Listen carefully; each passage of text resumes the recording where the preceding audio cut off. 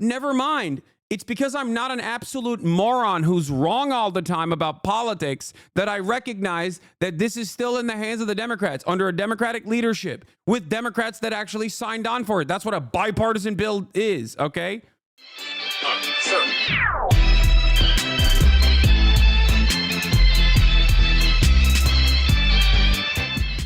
Why are people so... the thing I don't understand is, like, why are people so weird about... Why are people so weird about, like, giving Trump credit, even if you're being apprehensive with the credit that you're giving? Like, even if you understand that things may fall apart down the line, people get very weird about that. Like, you don't have to deny reality. You know what I mean? It's not a partisan situation at all sometimes.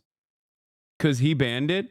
No, he didn't. He wanted to ban it, okay, by executive order initially. And you know who actually did ban it? The Democrats did. Under Democratic leadership, under a Democratic president, the Democratic president signed it into law. They found the bipartisan support to actually get it banned.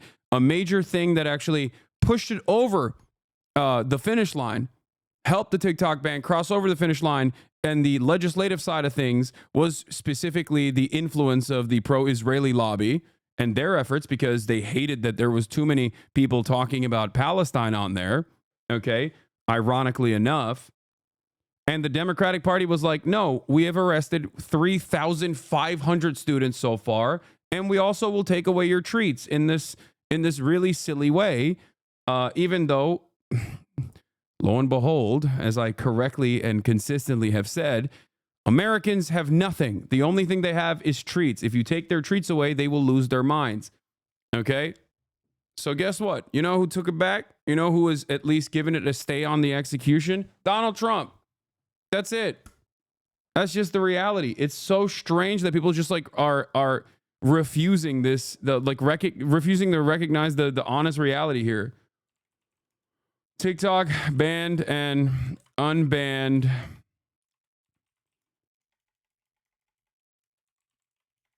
Dems give Trump another insane W right before inauguration. Ceasefire in Gaza starts today. Dave Chappelle on SNL says free Palestine and more. Get in now. Massive Sunday session.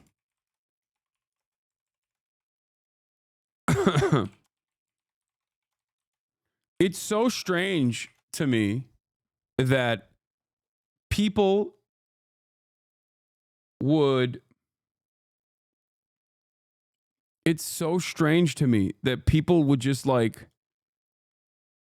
actively deny reality in the interest of some like weird partisan thing, in the interest of like maintaining some kind of like partisan perspective at a time when like the Democratic Party has like abandoned you. The Democratic Party has abandoned all of us, and they seemingly will never learn from their lessons. It's not a team sport at all to me. Okay, I'm calling balls and I'm calling strikes. Trump is great at creating a mess and getting credit for cleaning it up, but yeah, this was an easy layup from Dems, just like Gaza and immigration. No, I think that in terms of who is most responsible for TikTok getting banned, it's not Trump. It's not. Trump was nowhere near power when TikTok got banned through Congress. Like, what are we talking about?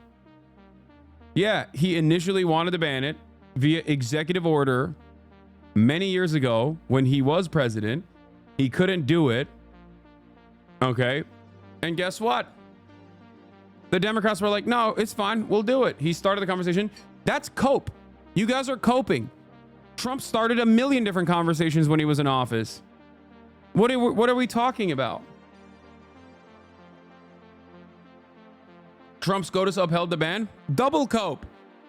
Triple cope. It was a 9-0 unanimous decision. It was a Democratic Party legislative agenda item. It was deeply unpopular, and for some weird reason, I could see how unpopular it was when it was happening, and yet they couldn't until the very last second when people went, oh, no, I didn't realize this was going to be bad. Oh, my God. So it was bipartisan. This is idiotic. You are playing an idiotic game. You are playing an idiotic game here. It is, of course, it is bipartisan. Republicans are always going to push for awful shit regardless. It is up to the Democrats who are in charge at that point to not push this silly, stupid legislative item. You are being ridiculous. What is this? What is this weird attitude that people have? What is this weird attitude that people have where they just like constantly are just like, well, the Democrats are powerless. They're babies. They're stupid. They don't know what's happening. It's like, no, they made an incredibly stupid, incredibly unpopular decision.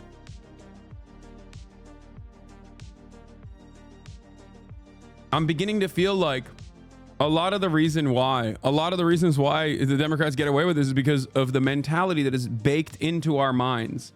Anyway, do we have a blast off meme or not? This does not mean that the Republicans are good. The Republicans are evil as hell. But the Democrats are also evil. The Democrats are also incompetent. They're stupid.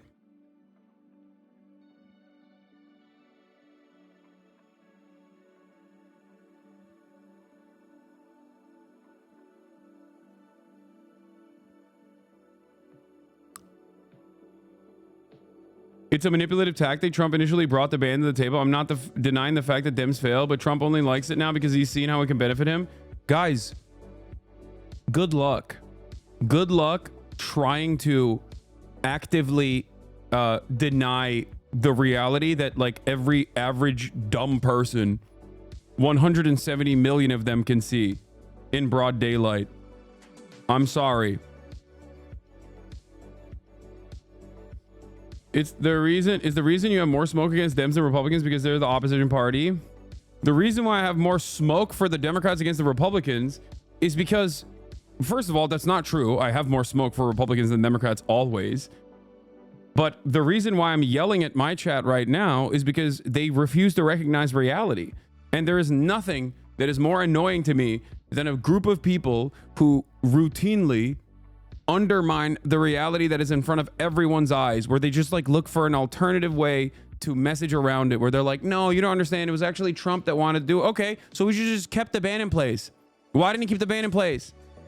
Why is he saying he wants to give it a stay of execution? Why did he successfully give it a stay of execution as the incoming president?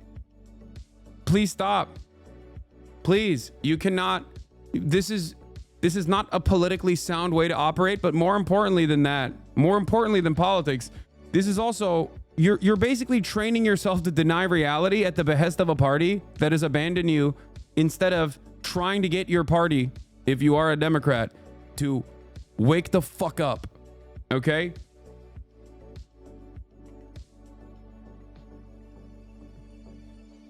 It's truly ridiculous. So what is your point, though? People are trying to rationalize all this. What do you recommend us to do? I recommend you to all open your eyes and don't lean into false narratives because you feel as though it is more beneficial for the Democratic Party in an effort to defend the Democratic Party and their incompetence. It's so silly. It's so stupid. Anyway, do we have a blast off meme or not?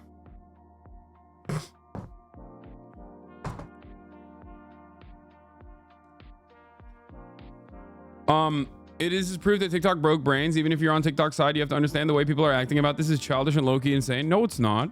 I think you're being childish and insane if you don't recognize that an application that 170 million people were using to communicate with one another, more importantly than that, 7 million small businesses had started on. 7 million people were relying on TikTok for, income. And it's not just like dance people, okay? It's not just like people doing dances and making money off of doing advertising. Even then, that's just like one of the only viable economies remaining in this country. So what the fuck are you supposed to do? But outside of that, there's people that are making, belt buckles. There's people that are making bags. There are people that are making things and selling it on the TikTok shop. And you're just gonna rip that away for what reason? For no reason whatsoever? Ridiculous. It's completely out of control. The people that think like, no, it's actually totally understandable. We should entertain stuff like this. We should entertain ridiculous things that the Democratic Party does like this. Why? Because I don't like it personally. Come on now.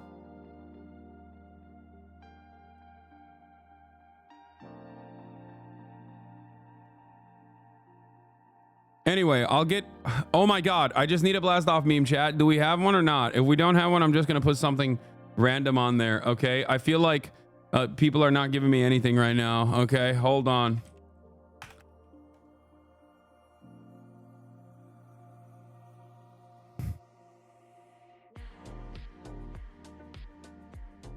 I'm just finding my own. It's fine.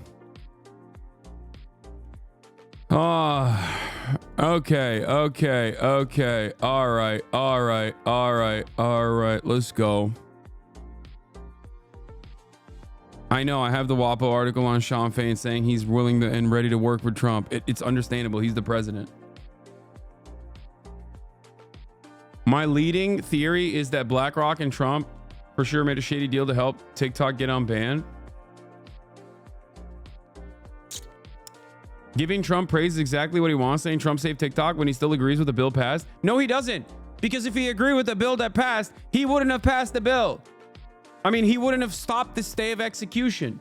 It's so stupid. They don't sell him or his CEO friends 50%, then TikTok will be banned once again. Don't fall for this propaganda. Like, guys, hello? What are you saying? If he agreed with it, if he agreed with the ban, he would have banned it. If he agreed with the ban, he would have banned it. What propaganda are we talking about? He would have just let it happen. Like, there's nothing in this for him to defend TikTok's honor or whatever.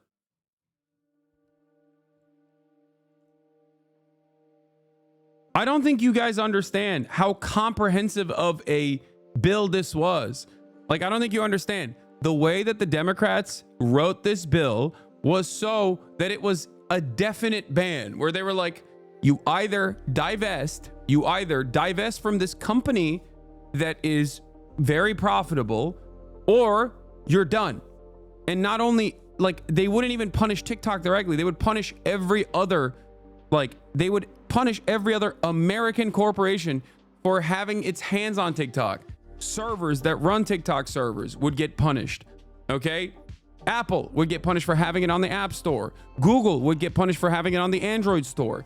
This is a very comprehensive piece of legislation that extends beyond the next 4 years. It was a 5-year piece of legislation as well.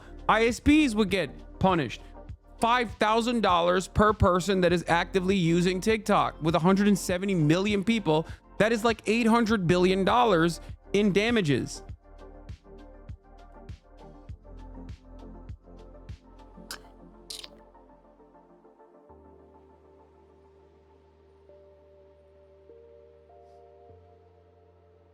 And it's not like, this is an incredibly dangerous precedent. I talked about this quite a bit. I talked about this quite a bit yesterday, for the past week, for the past couple of months, as a matter of fact. This is not just about like, oh, I like TikTok, I enjoy using it, and you're taking away my treat. This is not that at all. This is a far greater issue than simply the government taking away your treat. The fact that treats are the only thing that motivate the broader American public, and treats are the only thing that hold this entire social fabric together, because without treats, you have literally nothing. Then you recognize that you don't have healthcare, the roads are shitty, and you'll never be able to retire, and life is utterly dog shit, right? And your rent is too much, and you can't afford nice things. All of a sudden, when you take that last treat away, people are going to go, what the hell is this about then? And that's precisely what happened during COVID as well. And there was a good reason to deny some treats during COVID. There's no good reason to deny this treat, okay?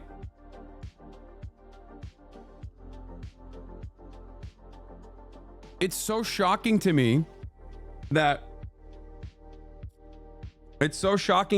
personally, that liberals have this tendency to look at something when any politician actually responds to public pressure in a positive way, Okay. They go, that's bad. That's automatically bad. I'm going to yell about that. I'm going to be against it. Inherently, I'm anti that because a bad guy did it. Trump is still a very bad guy. He is not a good guy at all. Okay. He's a horrible guy. Starting Tuesday, ICE raids are going to start in Chicago. You'll see how bad of a guy he is then. Trust me. Okay. But there is no reason to look at the situation and deny reality. It doesn't make any sense. It does not make any sense whatsoever to look at this situation and not recognize who the real perpetrators are and how they, in the most incompetent ways possible, gave Donald Trump a massive opportunity to present himself as this savior of this incredibly popular app against the incredibly unpopular thing that Congress had done in a bipartisan manner that was still, at the end of the day, signed into law by the Democratic administration. This is in the hands of the Democratic Party. So looking at a person, looking at any politician that responds to public pressure in a positive way and immediately going, no, I'm against it because the other team did this, is stupid. Okay? It's incredibly stupid. It's incredibly dumb. And I need you to understand that. And I need you to never do this. Please don't do this. Okay? Being a partisan in this regard is so silly because you're denying abject reality that is in front of you. It's the same as like thinking, no, Trump's influence played no role in pressuring Israel. Trump's influence played no role in pressuring Israel whatsoever to actually come to terms with the ceasefire agreement.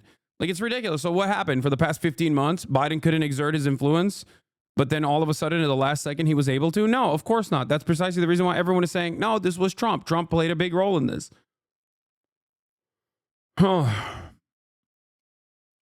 Having said that, of course. The grift to the right begins. Yes, dude, I'm grifting to the right.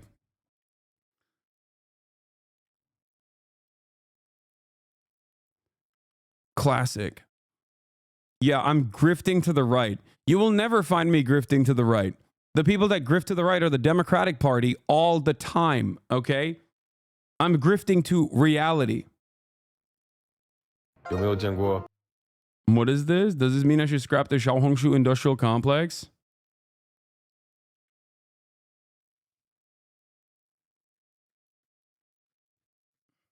You see Hutch trying to talk shit again? Yeah. No.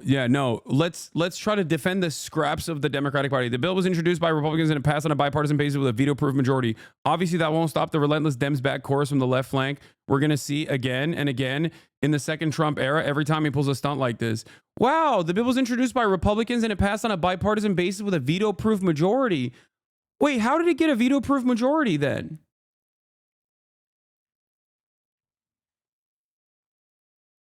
How did it get a veto? Wait, I didn't realize that. Oh my God. I had no idea that the Republicans actually had a veto-proof majority in Congress and were able to get this legislative item passed on their own. Oh, never mind. It's because I'm not an absolute moron who's wrong all the time about politics that I recognize that this is still in the hands of the Democrats under a Democratic leadership with Democrats that actually signed on for it. That's what a bipartisan bill is, okay?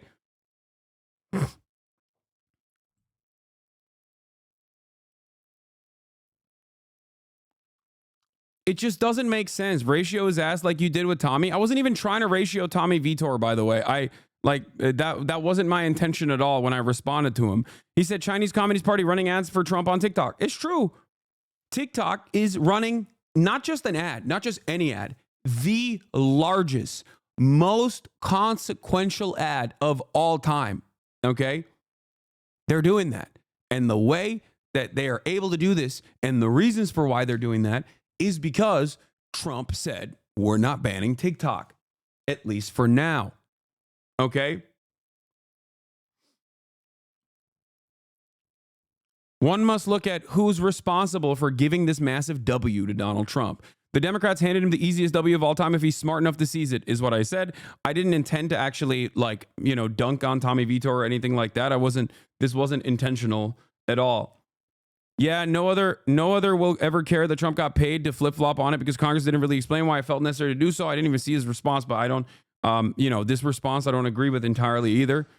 But because like I think Trump is not doing this because he got paid for it or whatever. Trump is doing this because he understands that TikTok is popular. That's it. And it's an easy W for him. He personally thinks TikTok played a role in him winning this election, in him basically getting 34% of the youth vote, as opposed to like in prior elections, never reaching that percentage at all.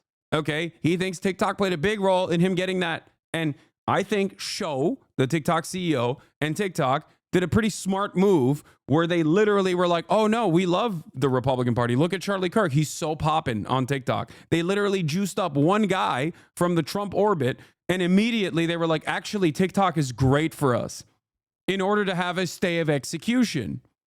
Now, do you think that it would get to that point? Do you think that this would have had to have happened if the Democrats were like, of course we're not banning TikTok? What are we, fucking stupid? If they had said, no, we're not doing that, and instead we're actually smart, just like Trump is in this regard, and said, no, we're not banning that. Republicans want to do censorship. Republicans want to take away your First Amendment rights. Republicans want to take away your treats. Republicans want to ban a platform that has 7 million small businesses who love small businesses. If they had done a massive propaganda campaign like that, I'm certain that, one, this ban wouldn't have even been a conversation. It wouldn't even been a point of contention. And if it was ever a point of contention, it would be one that would benefit the Democrats, because they could actively bully the Republicans for being fucking annoying losers who are censorious. But they didn't do that. They didn't do that because they were scared. They were scared because the ADL looked at TikTok and said, everyone is doing Hamas propaganda on there. Get to work right now. Okay? They tagged it along with I believe it was a spending bill. It was a must-pass bill that they added this over to. It passed with bipartisan support. Democrats signed off on it. Some Democrats didn't, right? But enough of them signed off for it for a veto-proof majority. Joe Biden voted for it as well and pushed for it. He signed it into law. And here we are. And because it became increasingly the reality that it was going to get banned, and people were like, what are you doing? This is our livelihoods. All of a sudden, in the last second, they were like, just kidding. We actually don't want it banned. Can you imagine a world where you push for something, okay? You push for a piece of legislation. That legislation passes. Your president votes on that legislation. Then it goes all the way up to the Supreme Court. You don't have a Supreme Court in that situation, right? The Supreme Court is not even on your side. And yet that conservative Supreme Court unanimously votes to enact the legislation that you pushed. And literally a day after that, right as you are on the way out of your administration, on the last day of your administration, you go, we were just kidding. We were just kidding. We were kidding 36 hours. Let's just leave this to Trump. He can deal with it. I cannot imagine a worse way to fucking legislate. I can't imagine a stupider thing that a party could do. And this isn't like, Hasan, you're a dreamer. You're just dreaming big. You want pie in the sky ideals. Like, you are just ideologically minded on this issue. Like, no, it's just bad politics, man. I'm looking at exactly what the Democrats are doing and telling you that they're doing bad fucking politics. They are playing like they want to lose. It's terrible. It's terrible politics. If anyone else in any other job had this level of performance, this much of a glaringly obvious fuck up, they would be fired. They should be fired. It is crazy. And when the Democrats fuck up,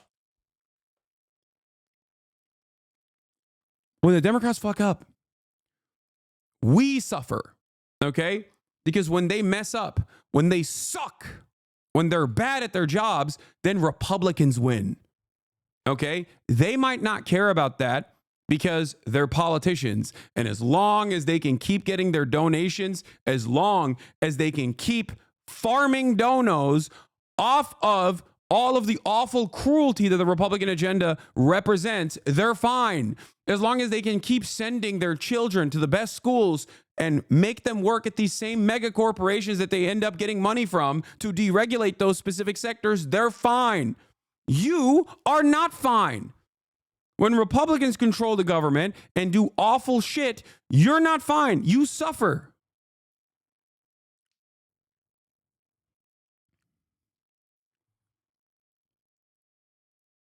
It's ridiculous.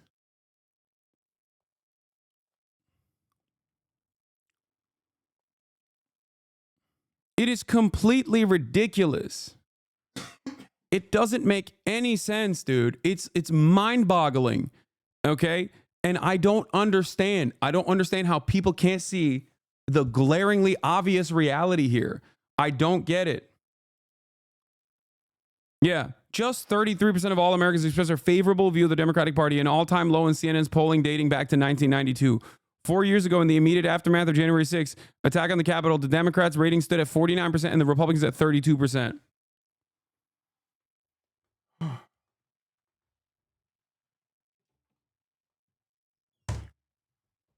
The party is dead. Murat, do you want food? Is that what you want? Okay, here. The party is so bad. They're such an overt failure.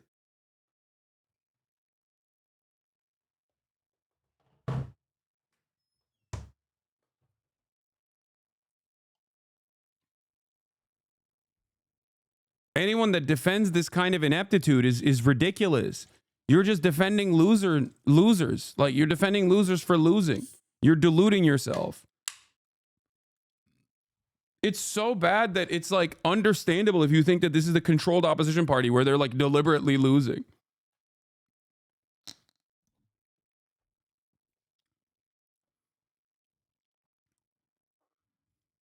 I can't begin to explain this. And it's actually stuff like this.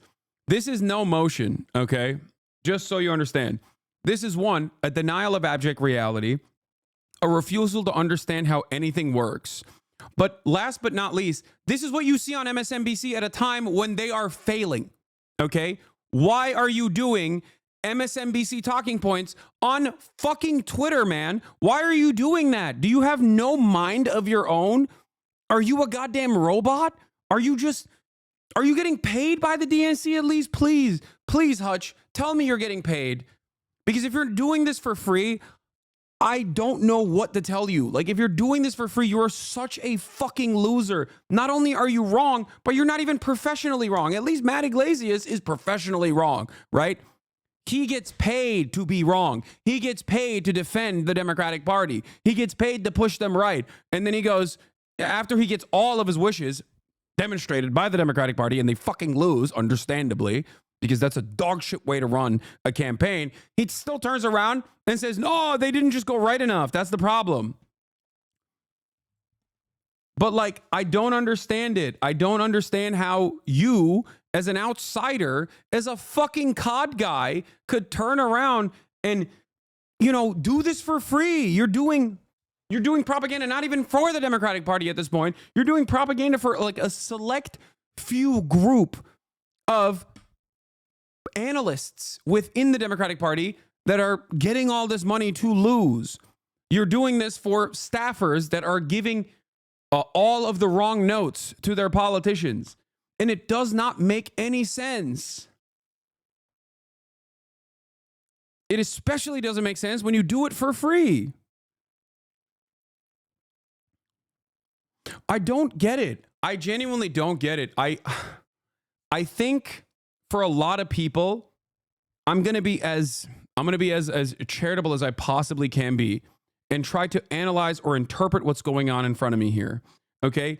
I'm going to assume that because we are so cynical at this stage, after multiple decades of Reaganomics, after the devastation caused by neoliberalism, we at this point, I think, genuinely consider any kind of, like, some people, not we, as in people here, but I think there are some liberals out there who falsely assume that politics is about being paternalistic and also doing things that the population doesn't want.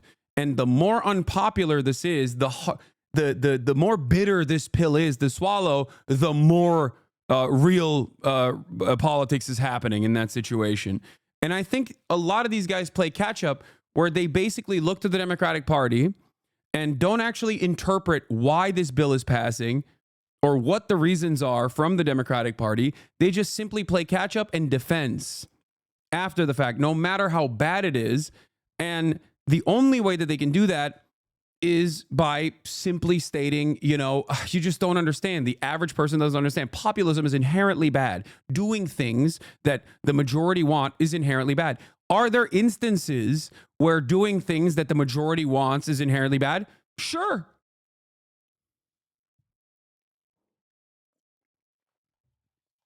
Sure, there are. Sometimes good governance dictates you do things, especially if you have a grand design, if you have a big plan, right? Infrastructure, let's say. You're going to build a massive web of bullet trains. That's going to be an expansive project. That's going to be an expensive project. You're going to have to do eminent domain throughout that process. Some people are not going to like that. Sometimes a good government is supposed to do those things, okay? At the behest of a larger agenda that is overtly good, okay? That is beneficial for commerce, that is beneficial for improving people's material conditions. This is not one of those instances. Banning TikTok is not one of those. It's not only unpopular, but it's also fucking stupid. It's a bad piece of legislation. It's bad politics and it's bad policy. And Democrats love doing bad politics and pairing it up with bad policy. It does not make any sense. So it doesn't make any sense to defend this sort of thing. I don't understand it. I really, really, really don't understand it, especially because like that kind of commentary that Hutch is engaging in here, playing catch up and like defending Democrats' incompetence once again, and claiming that this is me actually like giving credit to the Republicans and not just like addressing reality, okay? Doing political analysis and addressing the reality that everyone can see too, by the way, okay? But infinitely better writers who have spent multiple decades in these institutions write much craftier pieces, think pieces on the New York Times anyway. So you're not filling a void either. Not only are you wrong, but you're not even good at being wrong, and you're not getting paid to be wrong. So I don't understand. Just give it up. Wake the fuck up. Exercise a little bit of critical thinking and stop just defending the Democratic Party like a bot, dude.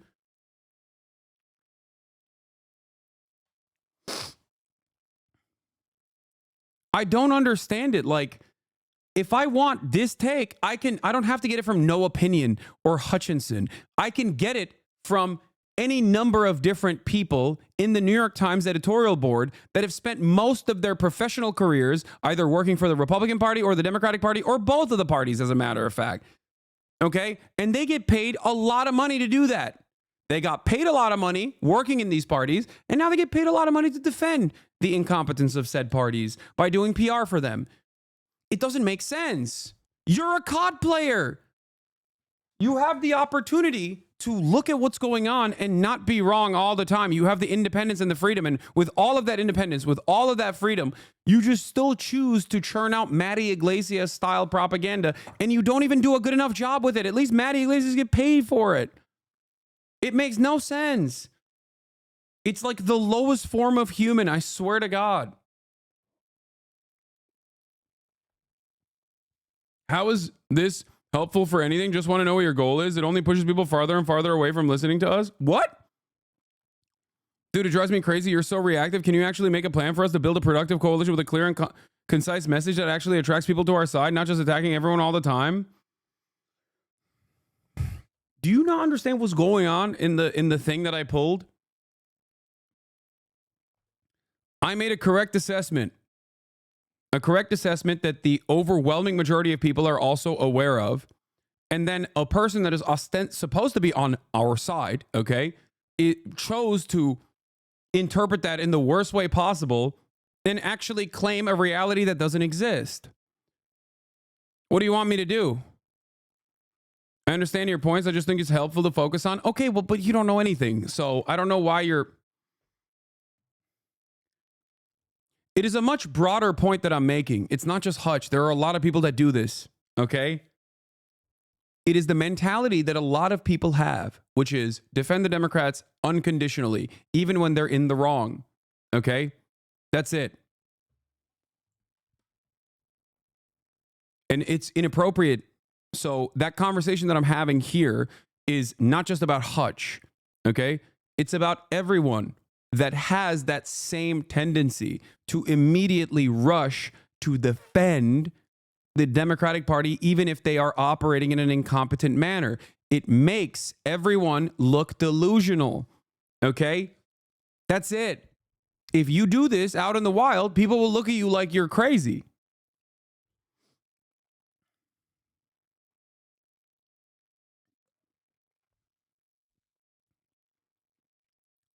Anyway, here, as I said, there was my I told you so video. Told you. I told you. TikTok has 170 million Americans. It's infinitely more popular than Congress. It's more popular than most things in this country. It's more popular than voting. It would be far too difficult for our incompetent Congress to fully successfully ban this application with 7 million small businesses on it. So here we are. The Democratic Party's incompetence once again in full display, giving Donald Trump, the man who wanted to initially ban TikTok, the full credit on a massive billboard with 170 million people, giving him the credit that he's actually now saving TikTok. Coming right on the heels of a ceasefire in Gaza as well that for 15 months Joe Biden simply could not accomplish. This be a warning though. As America's power diminishes on the global stage, they are going to become more censorious. Free speech never really truly existed. Obviously, look at the Red Scare. Look at what they did to black activists. Look at what they did to, BDS. But now it's going to get worse. Yeah. Isn't this done super illegal and says the President Trump can do things outside the judicial and legislative branches? What do you mean the stunt is super illegal? What's illegal about it? What is illegal about this quote unquote stunt?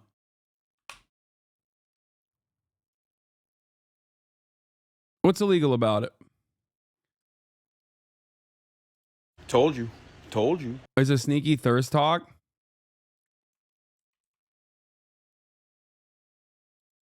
Anyway, here, I'm blasting it. Go like it.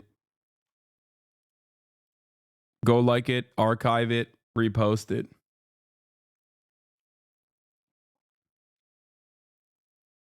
This just proves our laws don't mean shit. It's who's in power and who's willing to use that power. Americans have acute, severe TikTok withdrawal and is showing. Cold turkey and they're fiending. It's not healthy. China bad. USA.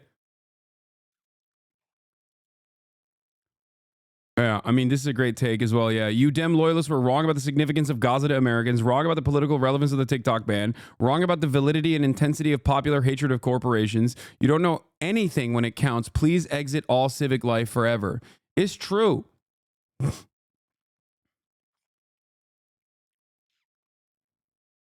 It's true.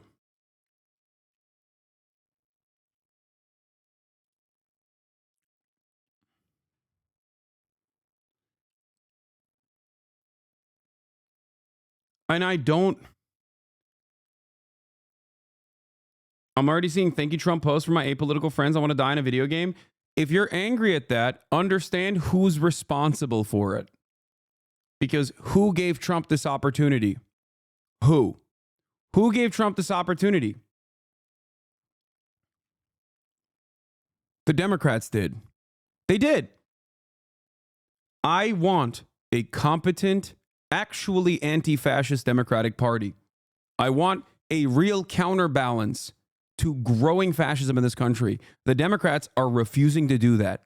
Okay? They're refusing to do that. And I keep screaming and I keep kicking and I keep demanding that the Democrats actually do that so that we don't have a ridiculous Republican administration. It's ironic that people will try and claim that I'm an accelerationist, that I want Trump to win or some dumb shit, when it's exactly the opposite. If the Democratic Party listened to any number of different things that I was complaining about, we could have fucking had a much different outcome here in this election cycle. But no. But no.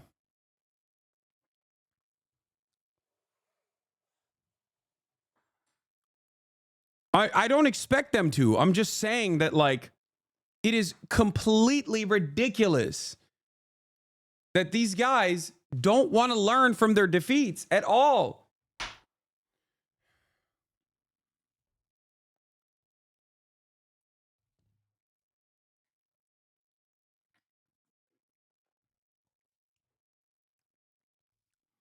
Can you explain the data behind saying that the ban is unpopular? When the ban passed, it has 70% support in polling that was accurate in the election, sadly. Even TikTok users, the ban was 30% yes to the ban. Has there been recent polling trying to counter the people saying it's popular and we should ban it still?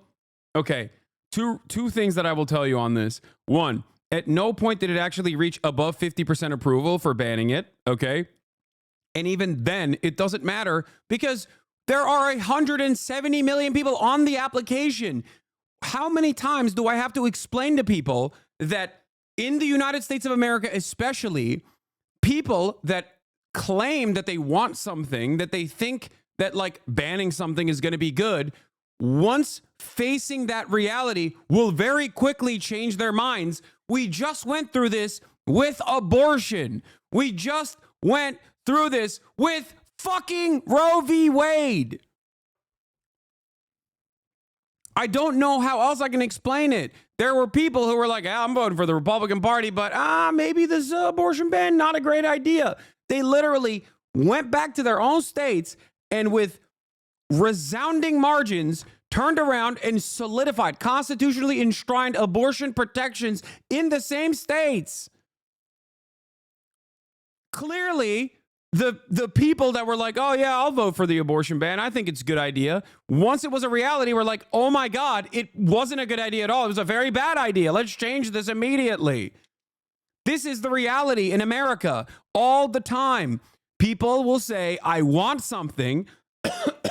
And when that thing happens, they go, oh my God, I had no idea how devastating this was going to be. This is part of the benefit for reactionary politics, is that Republicans can get away with a lot of awful things, with an agenda that is just inherently bad, okay? An agenda that is harmful to so many Americans because many of them don't realize the damage until it's far too late, once it's implemented. And a pretty sizable chunk of people never even recognize it. So that's number one. Number two, even on that front, it never actually passed 50%. Okay? That's a good angle to come at it, people. The public as a whole is very bad at hypothetical situations. The what if questions, they just generally get wrong. Yes, look at climate change. People can't comprehend something unless it's like tangible, unless it's like A to B, okay? Especially as a broader population. That's number one. Number two, okay? Number two, even then, there wasn't this like mass approval of banning TikTok. Okay? There wasn't like this overwhelming sea of support to ban TikTok. How can you say that when the fucking application is the most popular application? Like, what are we talking about? Like, think, please. I don't care what the Pew Research Center said in terms of like the 50% ban, which got lowered to like 30% by the time it got to an actual implementation. But think about that.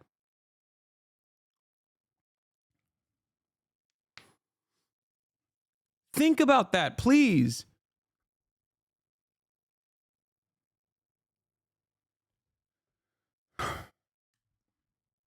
Like, at the end of the day, you can look at the raw number of people that are using the application on a daily basis. Part of the reason why they wanted to ban it was because of its success.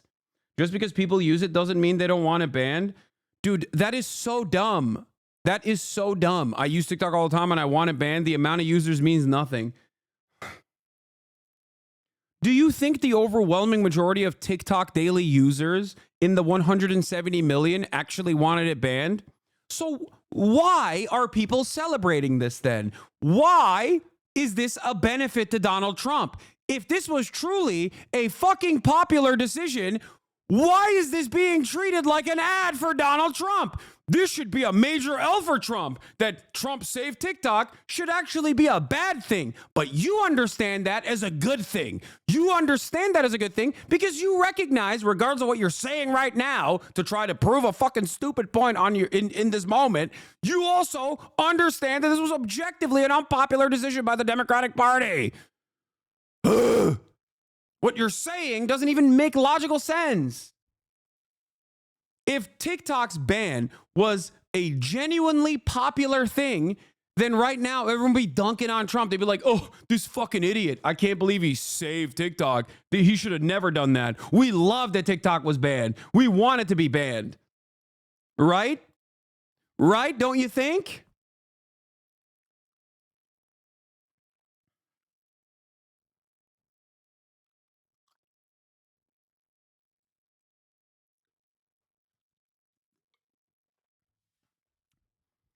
Your argument doesn't make sense.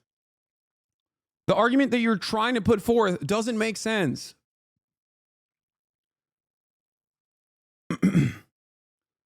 I don't get it. Why are the Dems not gloating? Why are they all mad? Why are they all upset that Trump got credit for saving TikTok if banning TikTok was so popular?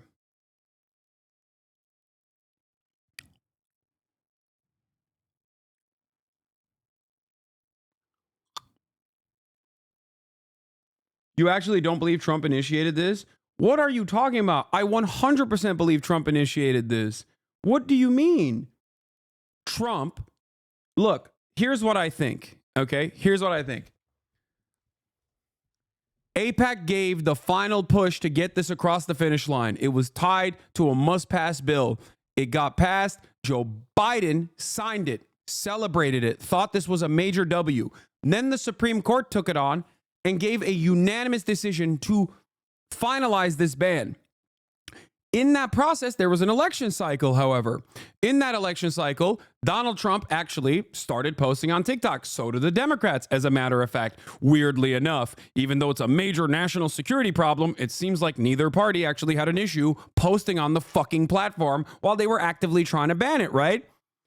The difference is between the two parties, one party was being hypocritical by posting on TikTok, while the other party, on the other hand, was posting on TikTok and getting glazed, okay? Donald Trump, in that process, realized that TikTok might not be so bad. In his mind, he thought, because Charlie Kirk was, seeing a tremendous amount of success on the platform, and Charlie Kirk directly has access to Donald Trump, and many other right-wing content creators were telling him, TikTok is good, TikTok is good. He decided this was actually beneficial for him because he reads the fucking room. That's it. It's not a superpower. It's literally not a superpower. But for some reason, if you are in DC for a long enough time, just trying to understand what like the overwhelming majority of people enjoy or like becomes this impossible endeavor. It might as well be a superpower to be able to read the room actively. He recognized that people liked him on there. He thought that it played a role in him winning over the youth vote. Okay? He got great margins in the youth vote in comparison to past performance. He said it openly. He said, TikTok played a big role in me winning. The youth love TikTok. They love Trump. I'm going to save it. I'm going to defend it.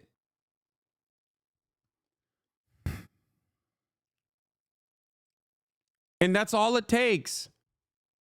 TikTok glazed the Republicans, reposted Charlie Kirk memes. Show is still, the CEO is still reposting Charlie Kirk at Greenland or whatever. Okay? And they're doing that because they don't want the application to be banned.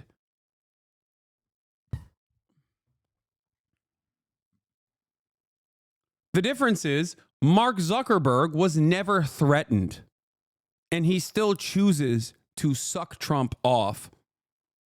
Elon Musk was never threatened, and he chose to defend Donald Trump and chose to actively use his platform in ways that are far more significant than what TikTok did in terms of beefing up Trump's campaign strategies and using Twitter as a platform that was an endless faucet of right-wing misinformation. They did that for personal gain when they didn't even need to. TikTok, on the other hand, obviously looked at the situation and was like, well, this guy's pretty agreeable if you glaze him a little bit. And that's precisely what happened. They glazed him a little bit, and, they got a stay of execution. That's it.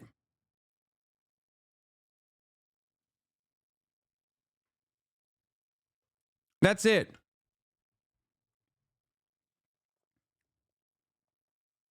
I think a lot of the denial is the result of people's fear of Trump.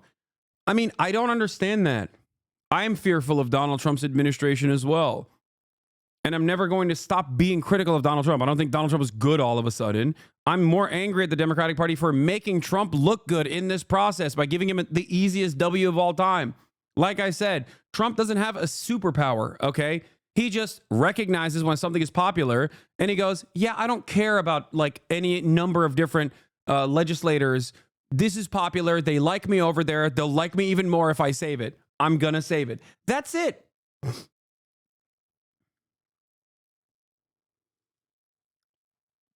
I'm asking companies not to let TikTok stay dark. I will issue an executive order on Monday to extend the period of time before the law's prohibitions take effect so that we can make a deal to protect our national security. The order will also confirm that there will be no liability for any company that helped keep TikTok from going dark before my order. Americans deserve to see our exciting inauguration on Monday, as well as other events and conversations. I would like the United States to have 50% ownership in a position in a joint venture. They already have, I think the Chinese ownership at this point is like 20% from ByteDance. By doing this, we save TikTok, keep it in good hands, and allow it to stay up. Without U.S. approval, there is no TikTok. With our approval, it's worth hundreds of billions of dollars, maybe trillions. Therefore, my initial thought is a joint venture between the current owners and or new owners, whereby the U.S. gets a 50% ownership in a joint venture set up between the U.S. and whichever purchase we so choose. Donald Trump's Truth Social, 10 a.m. EST.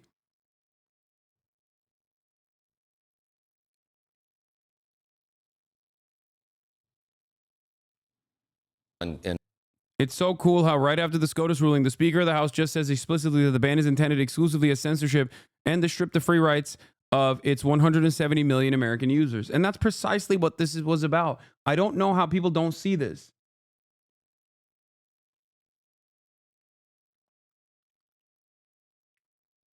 No, he's not saying nationalize TikTok. It doesn't matter what he says in terms of like what they want to do. I think that they're probably going to have a very similar structure that currently exists, but they're just going to aesthetically make it seem as though it's different. Like the ownership is different.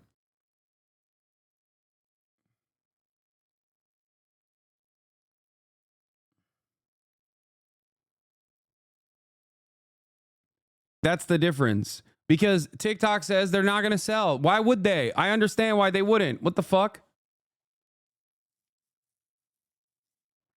Trump called Biden out on this in April when the first bill passed. Yeah, Trump blames Biden for a potential TikTok ban and calls it election interference. In 2020, Trump signed an executive order to ban TikTok from app stores, warning the United States must take aggressive action against the owners of TikTok to protect our national security. Yeah, well, it doesn't. I know Trump proposed a ban on TikTok in 2020. He tried to do an executive order. It was unconstitutional. I know all of this. Why are you telling me this, chat? You think me, the political commentator who literally commentated on this as a professional political commentator in 2020 when it was happening, is oblivious to this reality?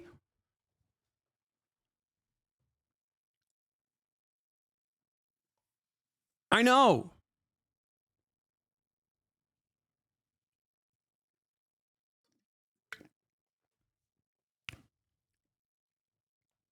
It does not matter.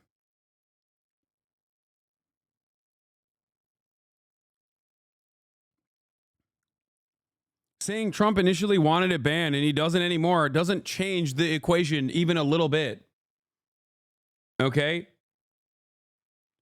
TikTok CEO Shou Zi Chu is expected to attend tonight's Make America Great Again victory rally at Capital One Arena. Yeah, of course.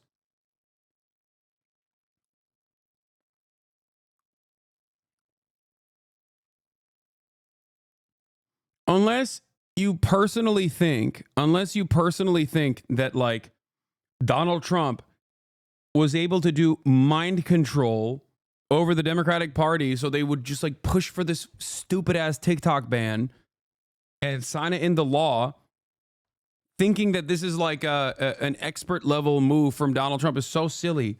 It's super basic. It does not have to be that complicated. Politics can be as complicated as you want it to be or as simple as you want it to be. If people want something, and if an application, a treat that 170 million Americans use, okay, is the easiest W of all time. It's an incredibly easy W. It's an easier W than COVID lockdowns, because COVID lockdowns were appropriate. That was an instance where the government was actually operating in a paternalistic fashion at the behest of the citizens, okay? And even then, it was deeply unpopular because people couldn't go get haircuts. People were losing their minds, okay? People did not have access to their treats. Don't you understand? That causes societal collapse in America. That's the one thing. That is the American social contract. It does not matter how many brown people need to be eviscerated in the process. As long as I, an American, can get $5 jalapeno poppers, I, as an American, can get my easily accessible, affordable treats, then this entire project is fine, okay? That's the only thing that pacifies the public. That's the only thing people care about. Because when you don't have those treats, all of a sudden, you start recognizing that the potholes are fucked up, the roads are busted, the infrastructure is dog shit, that schooling is worse year over year, your job opportunities suck, you can't pay rent and also afford groceries at the same time simultaneously, you'll never be able to retire. The world is both simultaneously on fire or underwater, sometimes both at the same time. There's endless war. All of a sudden, you're like, everything sucks. And now I don't even have my treats? What the fuck is this all about? That's it. That's the only thing that keeps American society together. So you don't have to be a brilliant person to recognize, like, yeah, if you take this thing away from Americans, they're going to get real pissed off. It's that simple.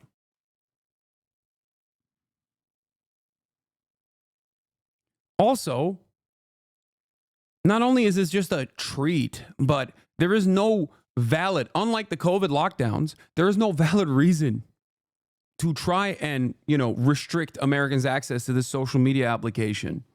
Okay? That's the other problem here. Because if there was a valid reason, I would at least entertain the idea. If there was a valid reason, if they actually had a real, comprehensive, valid reason to do this, okay, then it makes a little bit more sense. But there is no real valid reason to do it. Oh, I'm sorry. Too much Israel criticism is not going to be enough for me. Oh, people are too excited about Luigi Mangione on there. We got to do something about it. Because that's like one of the real reasons, okay? That they just can't like put their thumb on the scale in terms of like what gets posted on there. And that's a big problem. Wear the MAGA hat, man. Shut up. No, I'm not going to do that. Yeah, I mean, this is a timeless classic, The last decade has been the Democrats clinging onto the rule book going, but a dog can't play basketball while a dog fucking dunks on us over and over again. It's a classic for a reason, because it is exactly what keeps happening. The institutionalism defenders, the institution understanders, the rule abiders, the norms respecters, constantly getting destroyed by the Republican Party and going, but what about the norms? But what about the rules? I don't understand.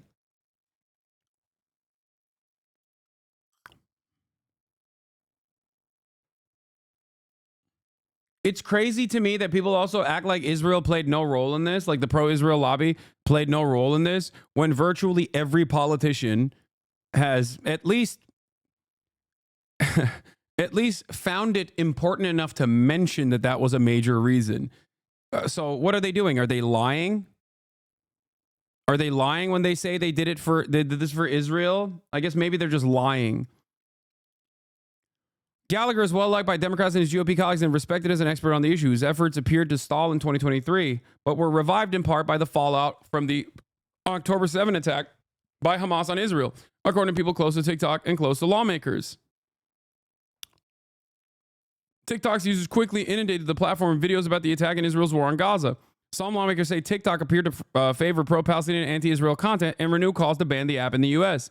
TikTok spokeswoman said that the videos that lawmakers are concerned about were created by its users, and the company argued it has been fair in moderating pro-Israel and pro-Palestinian videos.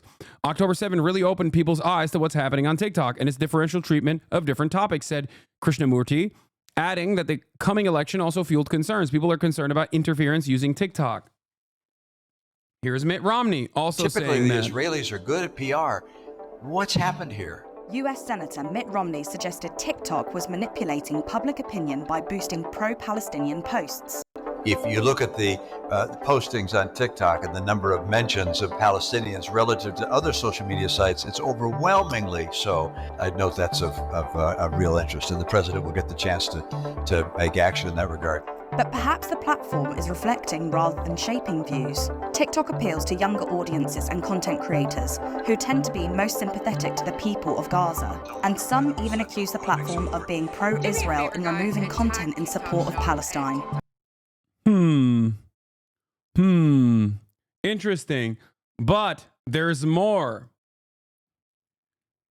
Here's Chris Murphy. TikTok tucking itself in with Trump. Twitter under control of the White House. Facebook making major changes to placate MAGA, doing PR campaign aligned with Trump. Does everyone not see what's happening here and how terrifying this is, says Chris Murphy.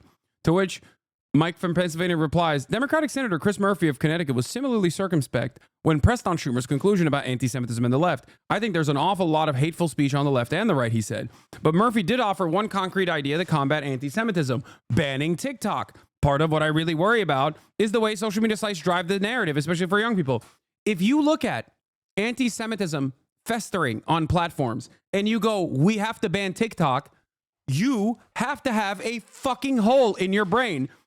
It is ridiculous that you're posting on the anti-Semitic website, like the premier website for people that love posting Hitler gifs, going, we have to apologize to this guy. Twitter is the most anti-Semitic fucking website. What the fuck? This is what makes me so angry about this fucking process, too, because there are valid concerns with social media in general, whether it be breaking the minds of Americans in and having a steady flow of misinformation run rampant, data privacy issues. All of these are real fucking problems, okay? But you want to know something?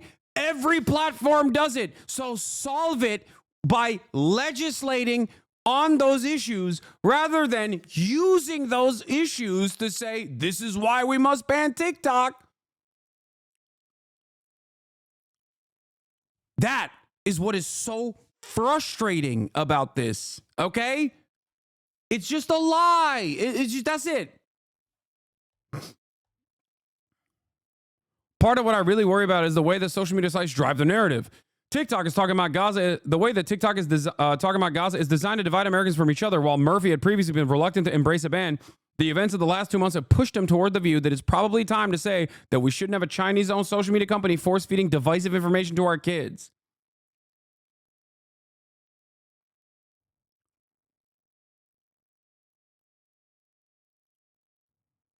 Like, what are we doing? TikTok is such a dangerous tool for China, so we're now allowing it to be on every phone for another 90 days, probably longer too. It's super serious security issue, by the way. Please care about China. Please, please, please.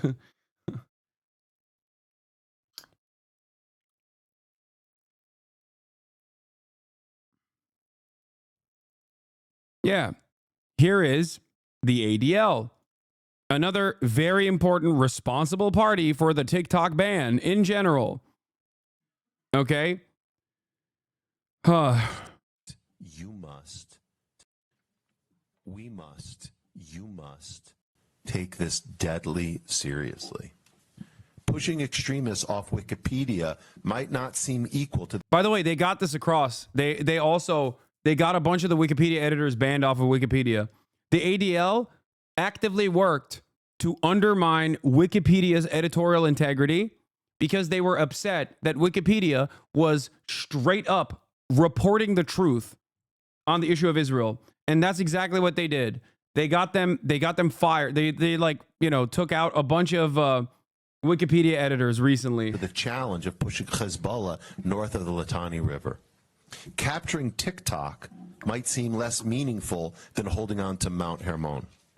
Libelous tweets certainly might seem less deadly than missiles from Yemen.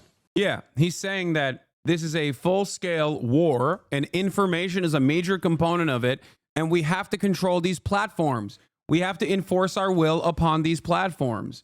Understand what he is saying here. It is so ridiculous, man.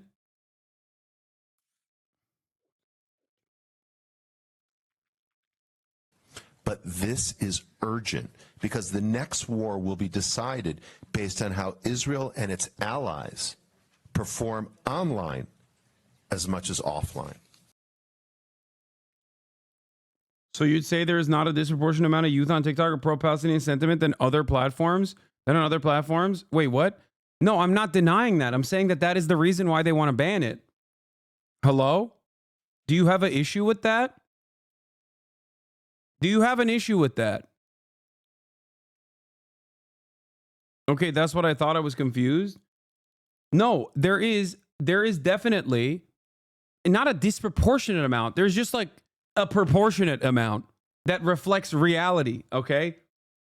What are we doing here at this point?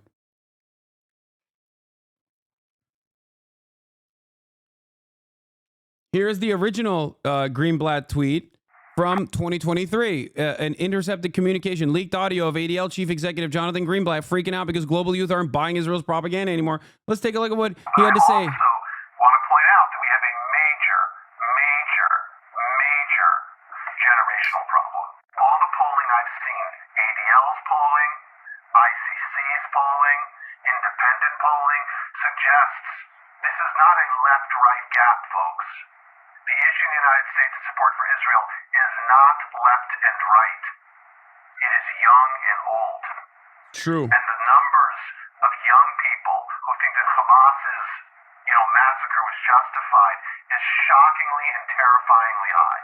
And so we really have a TikTok problem, a Gen Z problem, that our community needs to put the same brains that gave us Taglit, the same brains that gave us all these other amazing innovations, need to put our energy toward this. Yeah. Yeah.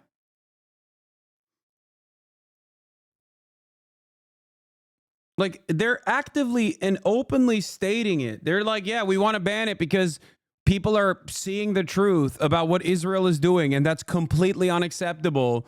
And we can't have that. We can't have that. And we've been chasing this left-right divide. It's the wrong game. The real game is the next generation, and the Hamas and their accomplices, the useful idiots in the West, are falling in line in ways that are terrifying. Last thing I'll just say, we saw a dramatic change in the language of the activists here in America on October the 8th.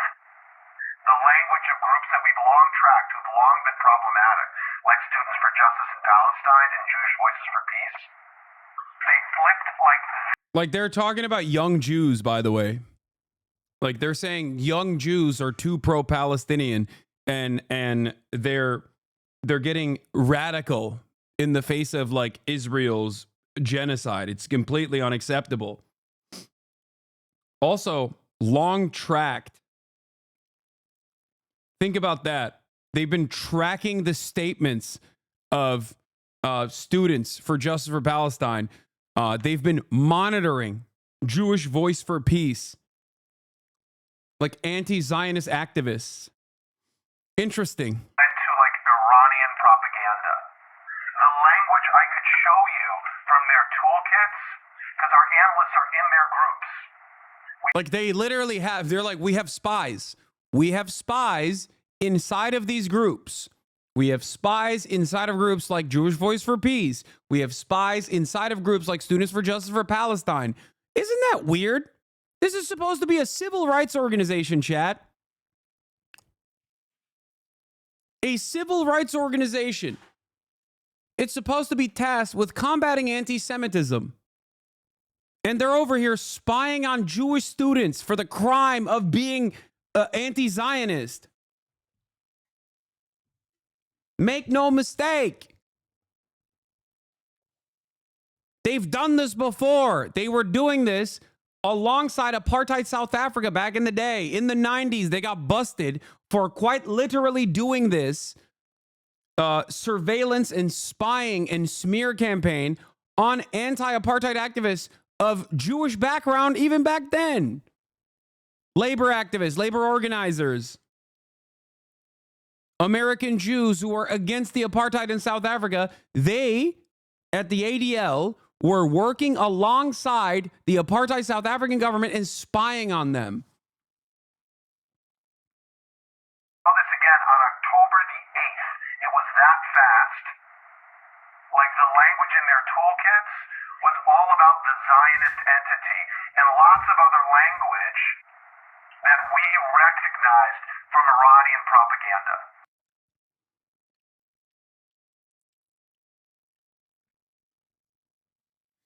What does South Africa have to do with Israel? Great question. Well, they were both very important, valuable allies during the Cold War. They're both fascists and they're both apartheid regimes. They relied on one another for developing nuclear capabilities.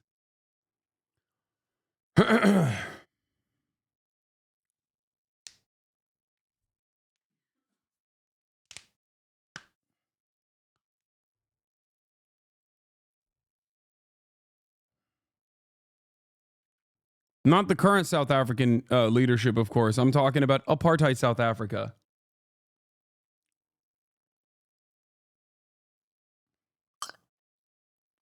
People calling that chatter a dumbass as if most people don't. Yeah, most people don't know about this, for the record. Yeah, so.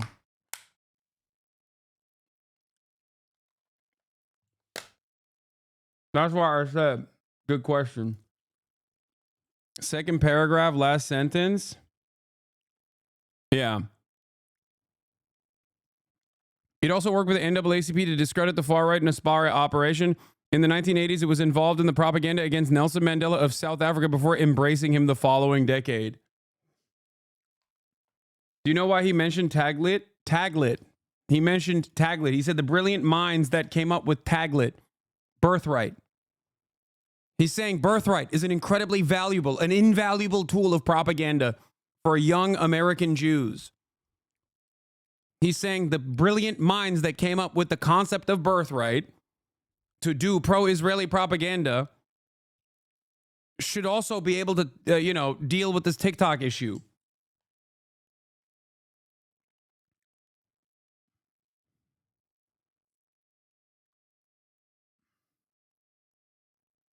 It's Tagli, is it? I don't know how to say it. Taglit?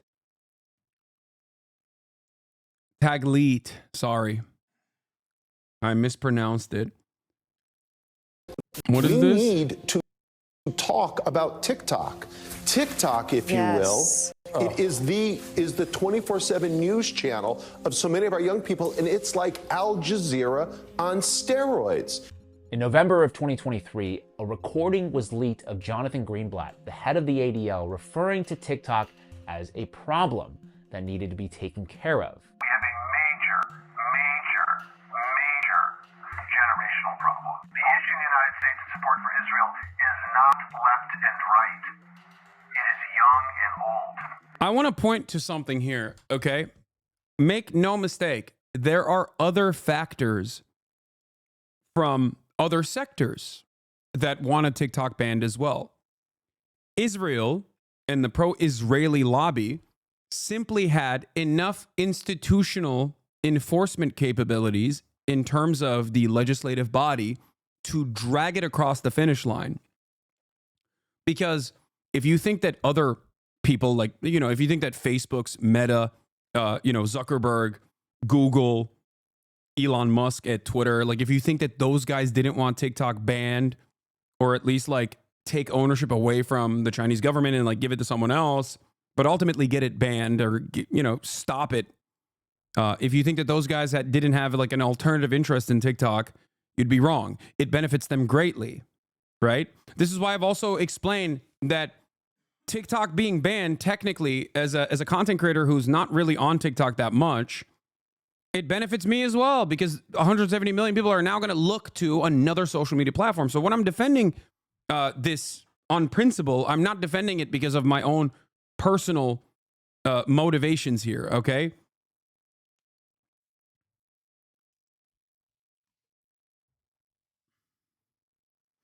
Is someone texting you to add more context? Yeah, dude. The Jews, right? They're texting me to add more context. Is that what you're trying to, is that, what you're trying to say here? Is that what you think is going on? Or do you think I care about the truth and I want to make sure that people are not simply looking at this issue with a reductive, people are not looking at this issue in the most reductive ways possible.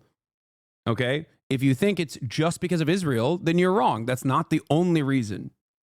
Okay? That's not at all what I meant. Why did you say that?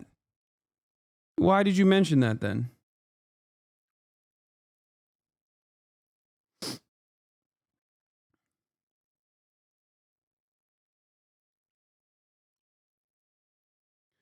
The truth is more complicated. It's more complex than, oh, it's just because of Israel. If you say it's just because of Israel, then you'll be wrong. It's not.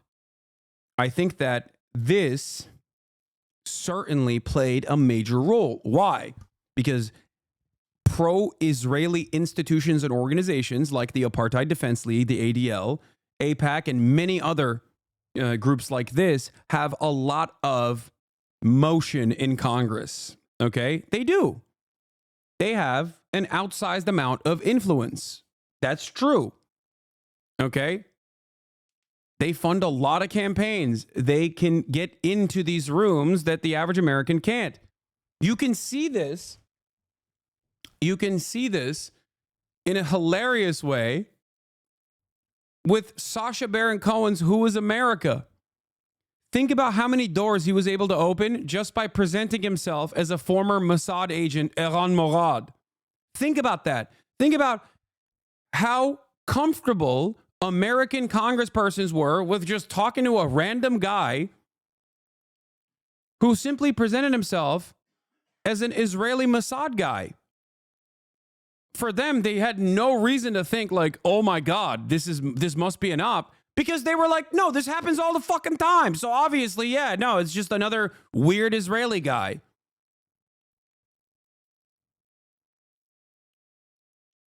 That's it. Like, it's silly to think about because it was like presented as a comedy, but there is some very serious truth there. He was able to open virtually every door. He was able to interview Dick Cheney, dude.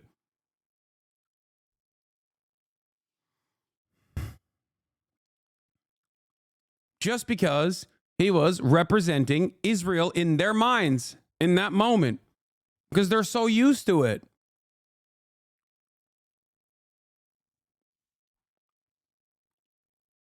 And so we really have a TikTok problem, a Gen Z problem, that our community needs to put the same brains that gave us Tag Lee, the same brains that gave us all these other amazing innovations, need to put our energy toward this, like, fast.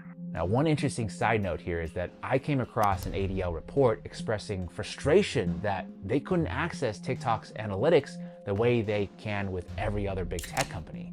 Like, should they be able to do that? Anyway, now we're about a month into this war, and all these studies started coming out, making claims about the proliferation of anti-Semitism on TikTok.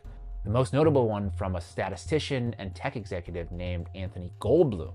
He tweeted out on November 30th that a study he commissioned concluded 30 minutes... Bro, look at this. X being the lowest?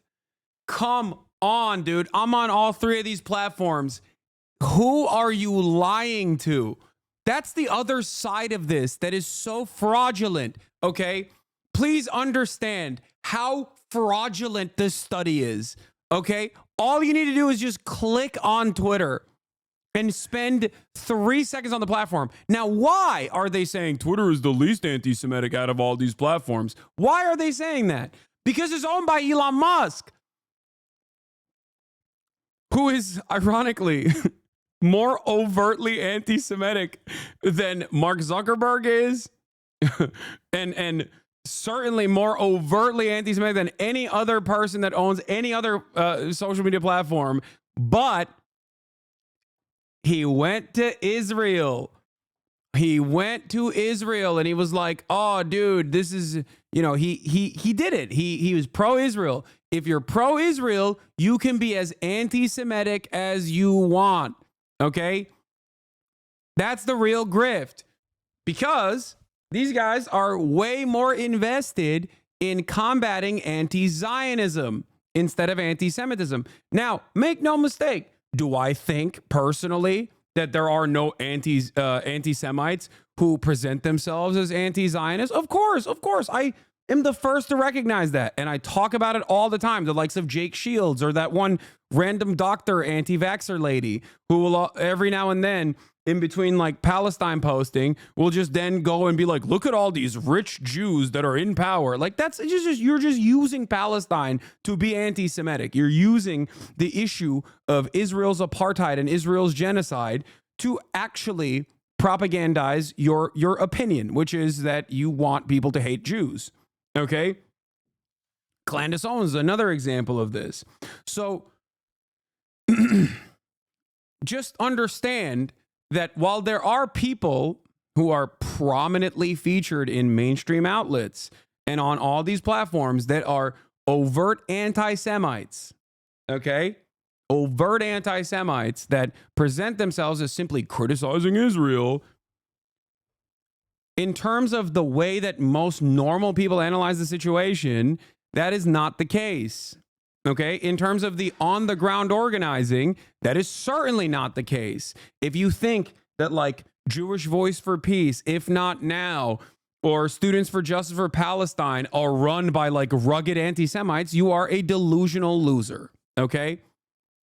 So why is it that Twitter is seen as the least anti-Semitic website on this study? Okay? Why? Why? It's because the far greater danger for Israel is not the increased anti-Semitic, the increased anti-Semitism in the Western world. That benefits Israel's apartheid project. Okay? This is precisely the reason why I have time and time again explained to you that Benjamin Netanyahu will link up with overt anti-Semites in the West all the time. Okay? People like Viktor Orban, who ran on, you know, Jewish puppets, Jewish puppeteers are controlling society and won. Okay? Authoritarian people like Viktor Orban, who are running overtly anti-Semitic campaigns. Why does Benjamin Netanyahu like Viktor Orban, you might ask?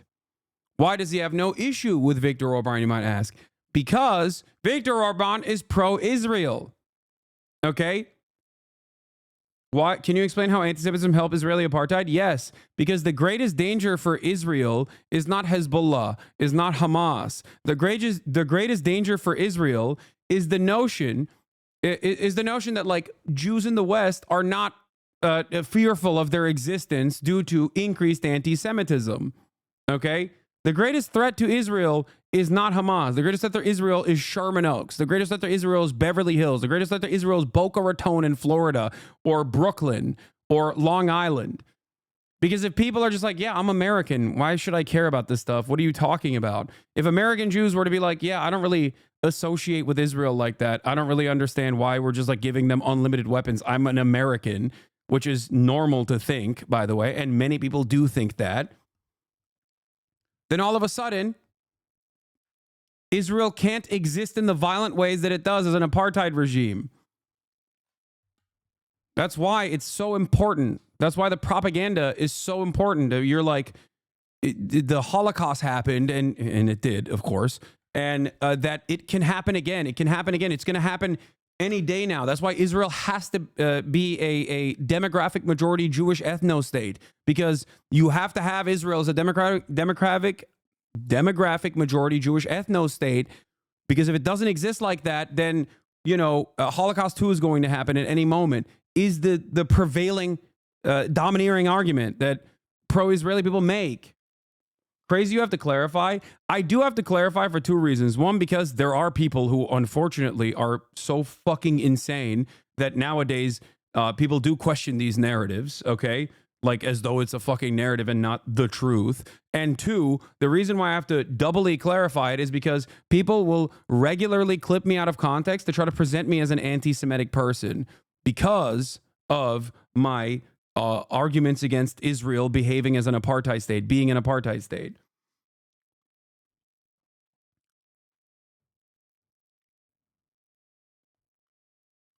Just so you understand, Israel does not have an issue with overt anti-Semitism rising in the Western world. Okay? Here. I mean, here's Joe Biden elevating that same line. Without Israel, there's not a Jew in the world that's secure, is an insane statement made by the president of a country that has the highest number of Jews outside of Israel. Like, what are you saying? I think without Israel, there's not a Jew in the world that's secure. And he said this time and time again. It's like when you're the American president and you say that, it sounds like a threat, dude. You know?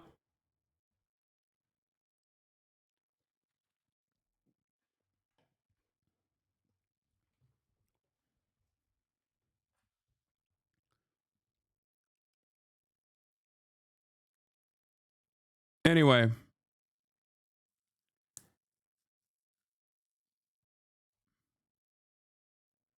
What? Hey, HasanAbi, is there a study done on your vids on YouTube for being ad blockaded? Just got on for today after watching a 27 video and saw 4 3-minute long ads as opposed to other videos from other popular content creators. Similar lengths, but 3 ads at most. And your longer videos are horrible. Am I the only one who gets this, or is it normal? You think my longer videos are horrible? What?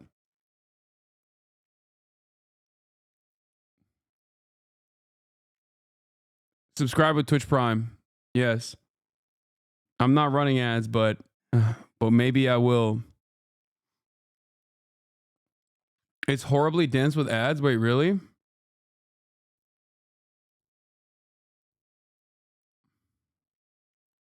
Yeah, I don't know what's going on, but it probably isn't my videos. I don't think. Were they talking about my YouTube channel, or are they talking about a fan channel? They might be talking about a fan channel.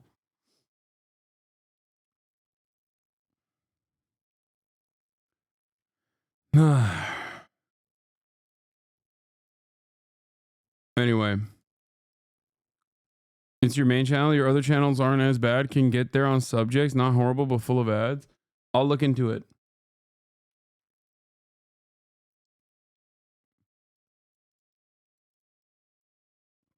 Now, the idea, your YouTube is trash, Lazlo. The idea that like Israel is the safest place on the planet for Jews is also obviously insane, considering how violent the Israeli government is and how it constantly is trying to do upkeep for an apartheid where there are 5 million indigenous people that they're dominating in perpetuity. That's already a ridiculous thing. The shadow says, right, the place where Jews are conscripted to fight nonsense wars and the biggest Jewish massacre since the Holocaust happened is the only place where Jews are safe. Exactly. Exactly. It's not safe at all. It's a constant war zone, and it doesn't have to be a constant war zone. It's only a constant war zone because the Israeli government can't maintain it without being a constant war zone. You're always going to have friction if you are trying to dominate 5 million indigenous people in real time. Like, that's insane. So, it's a ridiculous idea, and it's constantly defended by ridiculous people who are pro-Israel. But like I said, this benefits the propaganda this necessitates propaganda Israel must put out. Okay? In terms of in terms of, you know, Israel being an inherently violent settler colony, okay? Because that's what it is, both historically and in contemporary society. Israel behaves as a violent settler colony.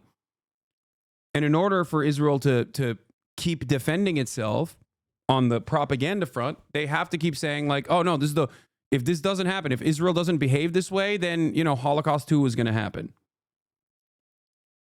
This is why I took a very long way to explain this, but this is the reason why, one, the Israeli government does not mind anti-Semitism growing in the Western world, because they can use that to tell all of the Jews that live in America or in the Western world to come to Israel, or at the very least offer material support to Israel, or at the very least offer Hasbara, defense of Israel, online. Okay?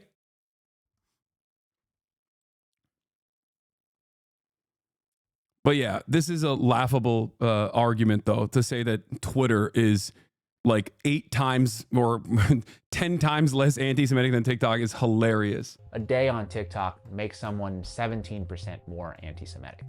Politicians like Nikki Haley would then go on to regurgitate this claim on national television. We do need to ban TikTok once and for all. And let me tell you why. Yeah, also that analysis, also featured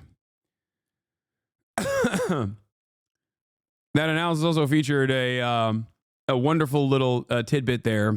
They snuck that in there, if you noticed. Anti-Jewish and anti-Israeli sentiment. That's what they did in there. Anti-Israel sentiment is not anti-Jewish inherently, okay?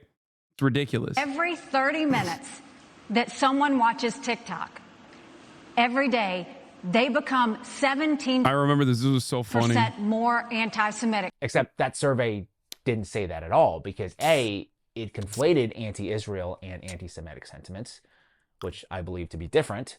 And B, Goldblum himself admitted that he made some logical leaps when he was drawing his conclusion. But now things are really moving at a rapid pace. The next day, on December 1st, 2023, the New York Post reported that a group of 40 mostly Jewish tech leaders and business executives confronted TikTok CEO Shouzi Chu over their concerns about anti-Semitism and the allegedly disproportionate popularity of pro-Palestine videos on the app.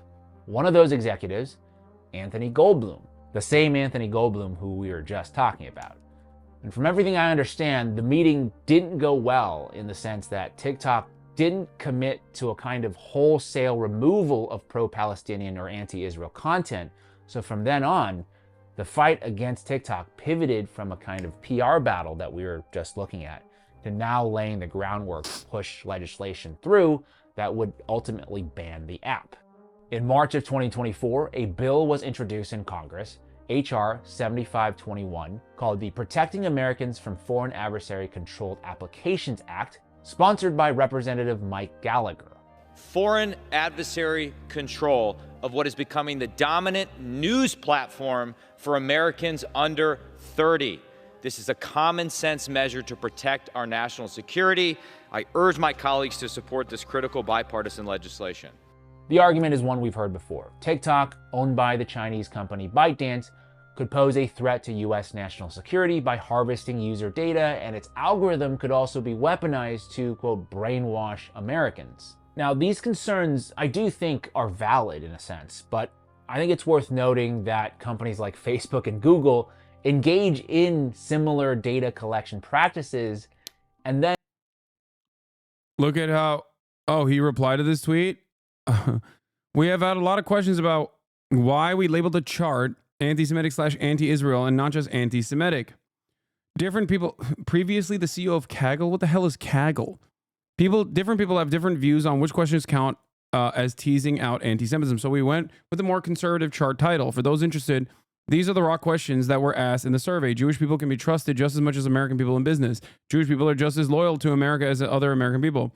I am just as open to having Jewish friends as I am to having friends from other sections of American society. Compared to other groups, Jewish people have too much power in the media. Jewish people talk about the Holocaust just to further their political agenda. Jewish people chase money more than other people do. I'm comfortable spending time with people who openly support Israel. Okay, one of these is not like the others. Israel has a right to exist as a homeland for the Jewish people. Israel is, okay. The first 6, I'm like, okay, that's like, you know, pretty good at assessing anti-Semitism. And then it immediately goes into the last 5, which are all like truthful statements that will be designed as calling you anti-Semitic. That's crazy. Israel has a right to exist as a homeland. Israel has a right to defend itself against those who want to destroy it. Israel and its supporters are a bad influence on our democracy. Israel can get away with anything because its supporters control the media. Okay, this one is like still anti-Semitic. And then Israel treats the Palestinians like the Nazis treated the Jews. I mean, this is just objectively true. Is fact. Factually accurate.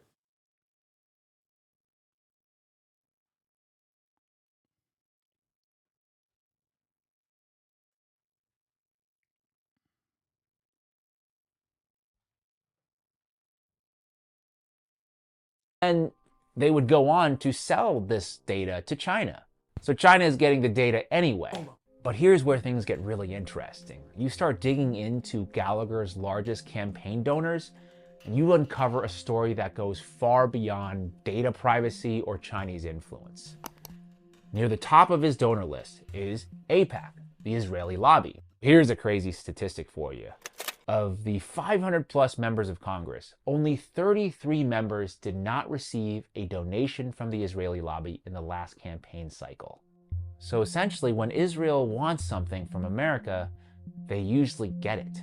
Now, another contributor I want to draw your attention to, Palantir Technologies, which is a defense contractor co-founded by billionaire Peter Thiel.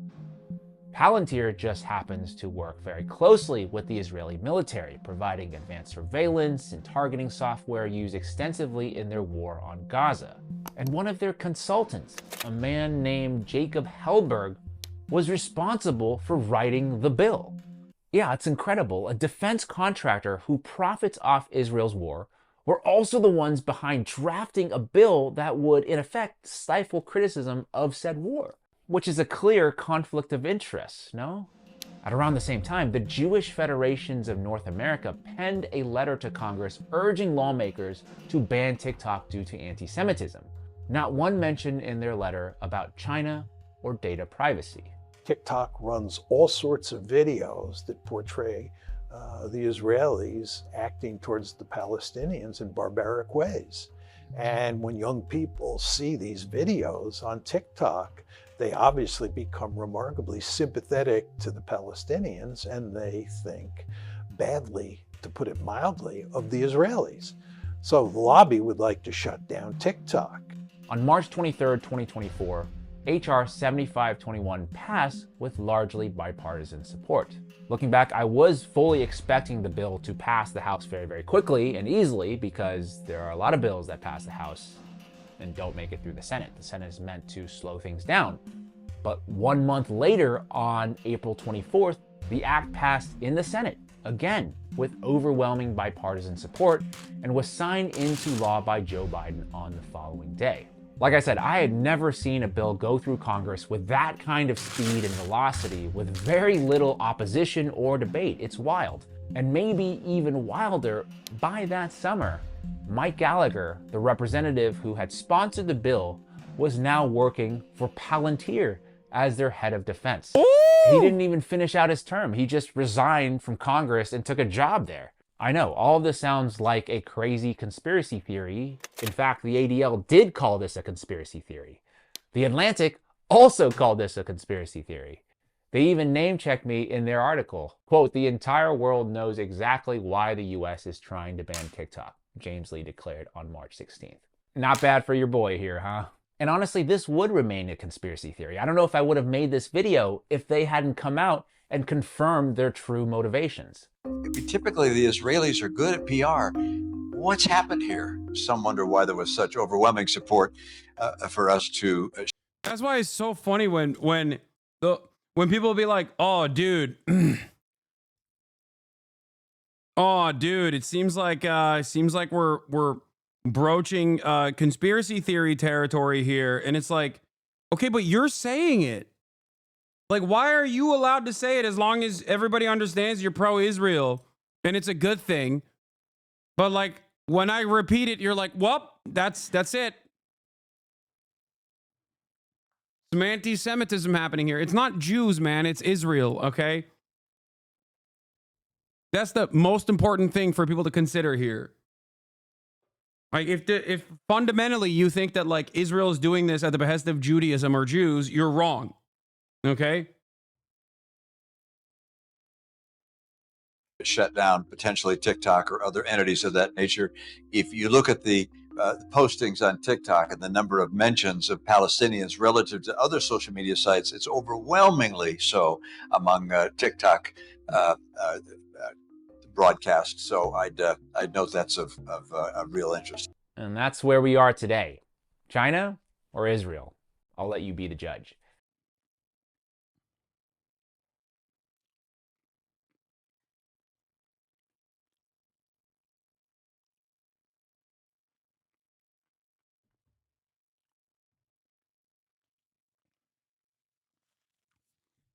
Yeah, I saw what the ADL boss said about TikTok in the Knesset.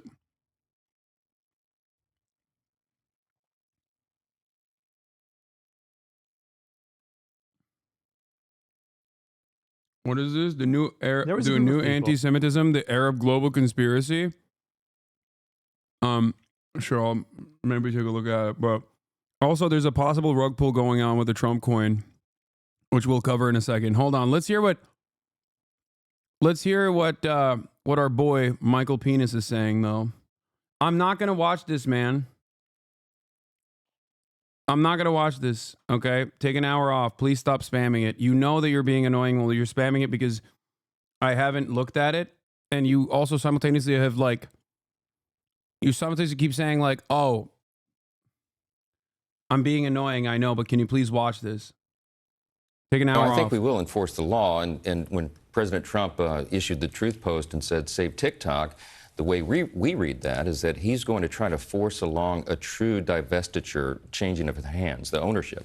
It's not the platform that members of Congress are concerned about. It's the Chinese Communist Party and their manipulation of the algorithms. They have been flooding the minds of American children with terrible messages, glorifying violence and anti-Semitism and even suicide and eating disorders. I mean, it's so funny to say this, like, as though Meta didn't have a massive lawsuit in their hands for eating disorders and also anti-Semitism, but Twitter is great. I mean, crazy kind of stuff, and they're mining the data of American citizens. It's a very dangerous thing.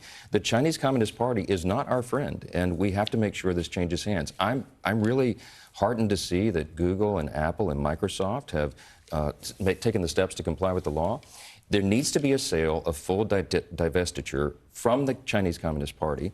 And I think President Trump is the one that can make that deal happen, so we're excited about it. No, I think we will. Why don't MSM bring up that exact point?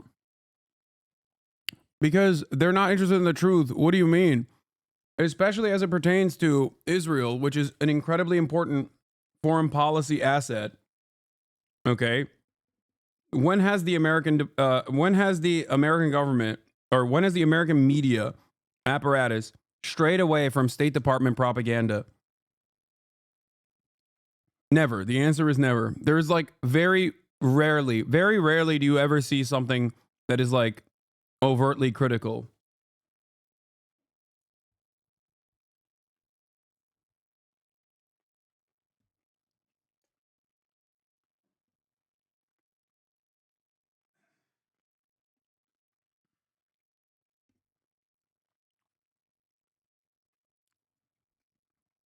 Tom Cotton's still talking a big game, saying he's going to ban it. Any company that hosts, distributes services, or otherwise facilitates communist-controlled TikTok can face hundreds of billions of dollars in ruinous liability under the law. Not just from the DOJ, but under securities law, shareholder lawsuits, and state attorney generals. Think about it.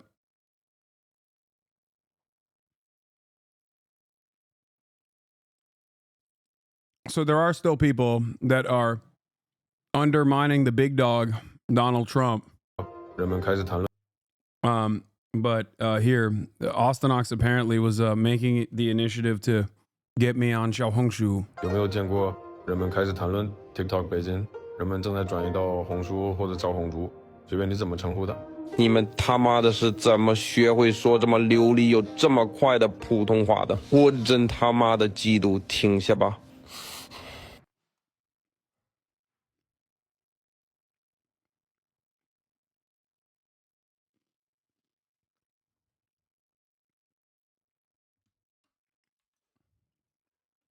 有没有见过？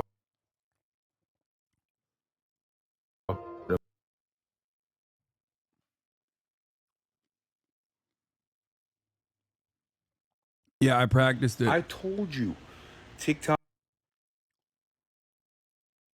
Anyway.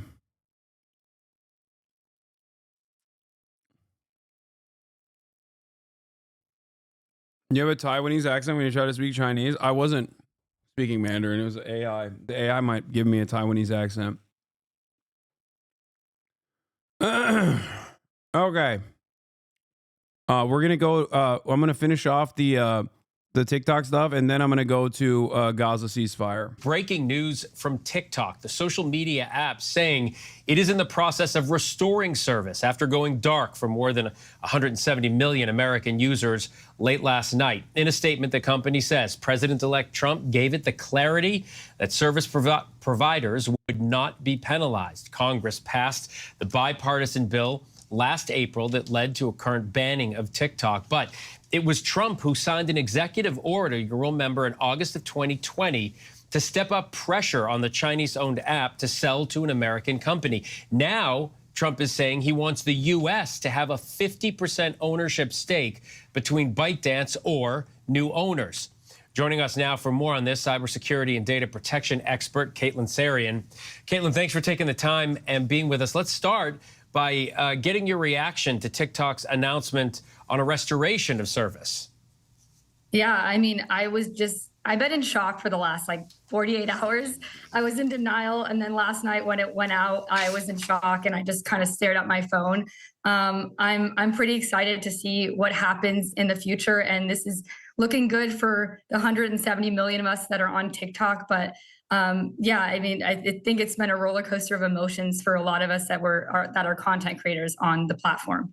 So online, you are known as Cybersecurity Girl. You create content specifically educating your viewers on topics like data protection and privacy, things of that nature. Congress and the Supreme Court say this is a national security risk, not necessarily just TikTok, but apps owned by foreign adversaries or companies that are from a foreign adversary. Do you believe Americans' information is really at risk here? Well, as a cybersecurity professional, you know that everything is a risk, right? You always have to take a risk-based approach. So every service, every website, every app that you use and download, every time you're giving your information to someone, no matter who it is, you have to take a risk-based approach. And for me personally, when I heard back when TikTok was going to partner with Oracle and try to move their services over to the US, I think this was 3.5, almost 4 years ago now, I started feeling more comfortable going on the platform. So before actually... What? Wait, you're a cybersecurity and data privacy expert, and you think that Americans handling your data is better?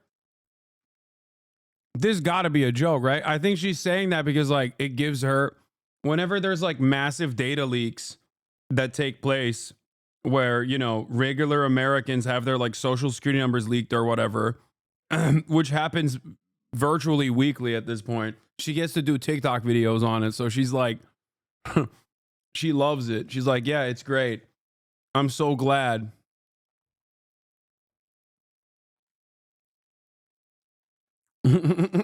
What? Actually didn't go on the platform. I took that risk-based approach. I said, I don't feel comfortable giving my data to China at that moment in time. When I heard that TikTok was starting to partner with Oracle, I decided, hey, my risk-based approach it's okay because I feel like my purpose is bigger and I'm going to be able to reach a larger audience. And that was my risk-based approach. But every single individual has to take that approach, no matter if it's TikTok, whatever app you're using, and just knowing who you're sharing your information with, there's always a risk, especially when it comes to China or other foreign adversaries as well. Yeah, you know, I think most Americans, I mean, I get personal texts to my personal phone from politicians asking me, you know, all sorts of things. Like, everybody gets my information. So I think a lot of Americans are like, wait a minute, everybody has our information. But this is different. This is about foreign adversaries and what they could possibly do. You worked at TikTok, right? I want to know if you think, could you ever? Wait, I'm sorry.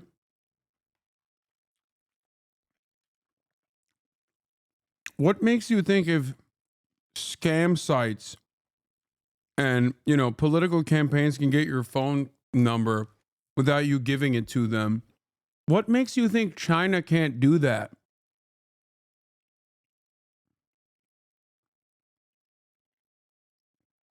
You kind of answered your own question there, where you're like, Americans are pretty, you know, Americans are pretty annoyed with the lack of data privacy in general, but it's basically become like a normal part of our existence at this point.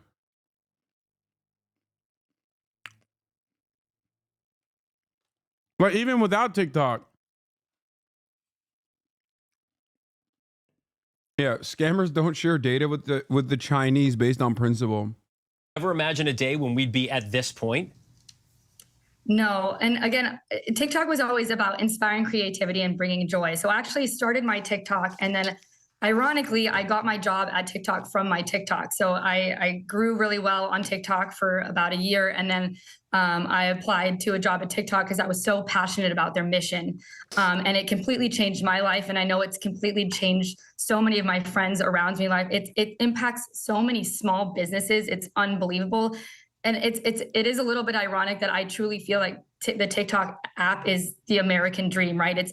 It's allowing people to reach worldwide. It's allowing small businesses to expand outside of their small hometowns. It's really bringing in tons of money for American citizens. And so I had such a passion and purpose. I really, really wanted to work there. And seeing all the behind the scenes, I want to preface that I did not work for, there's two separate TikToks, right? There's a TikTok US, after Trump had stated that he wanted to bring it more to the US or sell to the US. So they started splitting off.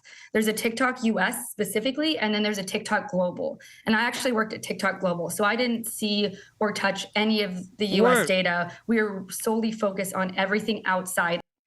Bro, she's a up. She went straight to the heart. Bro, she's Chinese, dude.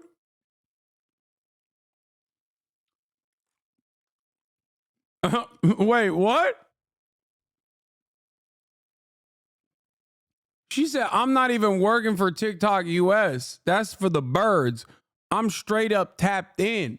Okay. Secretary of the Communist Party of China has me on dial-up.